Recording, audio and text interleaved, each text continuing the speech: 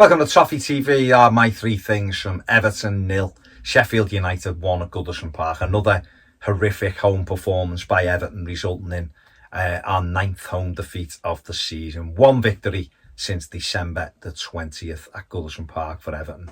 Absolutely shambolic performances at Goodison Park, and ultimately one that's ended the season for us tonight. European football is gone quite clearly, and it seemed. Let's get into it. European football is gone. First thing I want to talk about is the attitude of the players. And for me, they don't seem to care enough.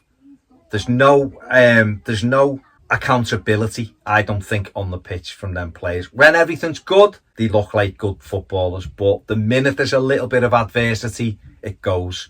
Nobody questions each other. No, there's no talking. You can hear it, listening to it, because there's no crowd. And without the crowd, I think our players shirk stuff. I think our players just walk around like it's a training game, particularly at home. It doesn't really happen away from home. And I don't know whether, again, that to me just points to an attitude issue. I think tonight they've gone out thinking these are bottom of the league.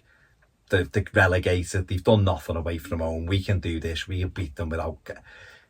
All, to me, all disrespectful, because that's what it looks like. I might be miles wrong. I'm sure people will tell me I'm wrong in the comments. But to me, it looks like they just don't care. It looks like it doesn't hurt them.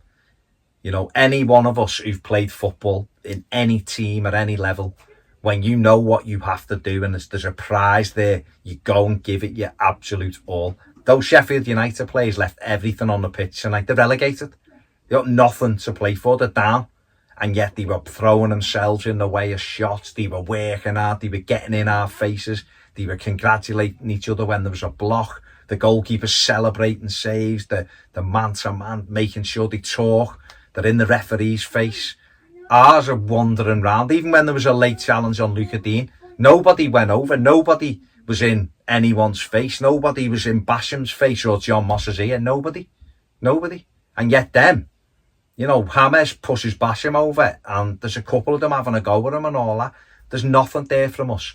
And I think, ultimately, it made me think these players don't really want to play in the Conference League. That's how it looked. I'm probably well off there, but that's what it looked like. It didn't look like players who knew they had to win a game to get into Europe. And that's really disappointing for me. It's gutting, actually, for us as fans to see that.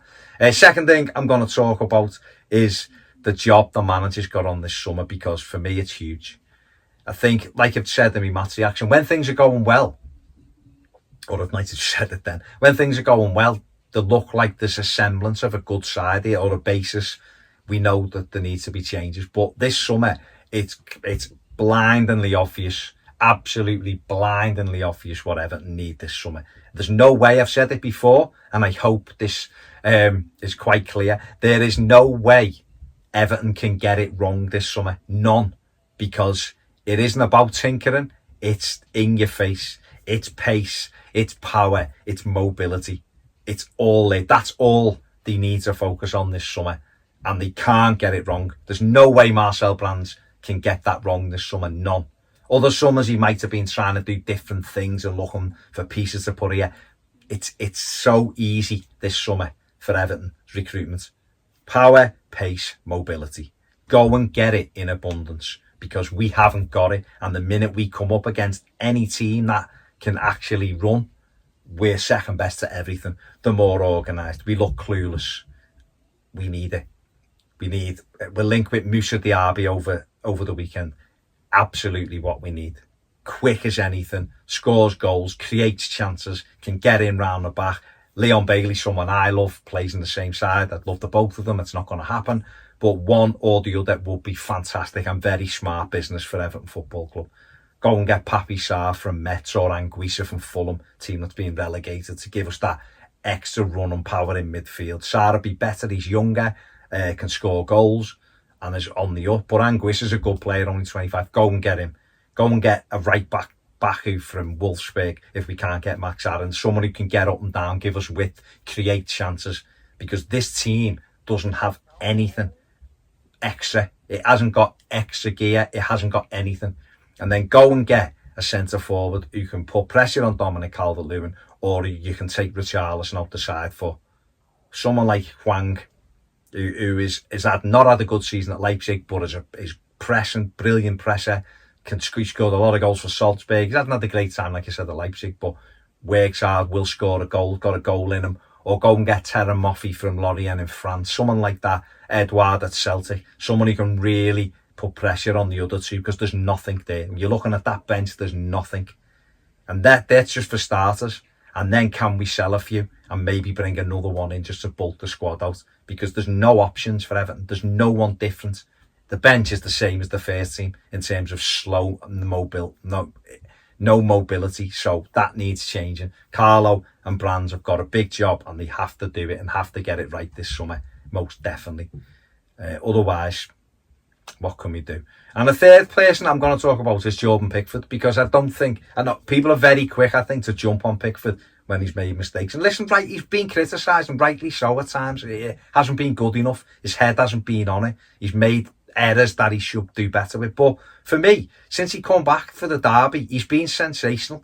Well, maybe a bit over the top. He's been really good since he come back. And he was good again tonight. You know, nothing he can do when there's someone sliding into tap home from 3 or 4 yards, because your centre-back has left him on his own.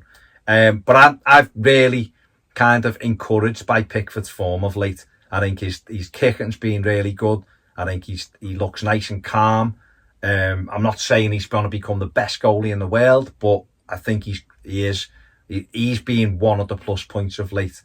And I think for me, that gives me some hope for moving forward, that if we can tie the other bits of the pitch up, then he continues this kind of form. Yes, we might need to bring another keeper in to put pressure on him, whether that's Robin Olsen staying or whether it's Sergio Romero coming in on a free. But he has been the one positive thing.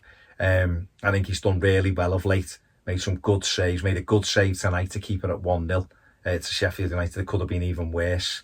But he's the kind of bright spot for me. He got my man of the match. I just wanted to finish on a little bit of a positive, because there isn't really anything positive to say about that. Right, that's my 3 things. Let me know what you think in the comments section below. Give the video a thumbs up. Subscribe if you haven't.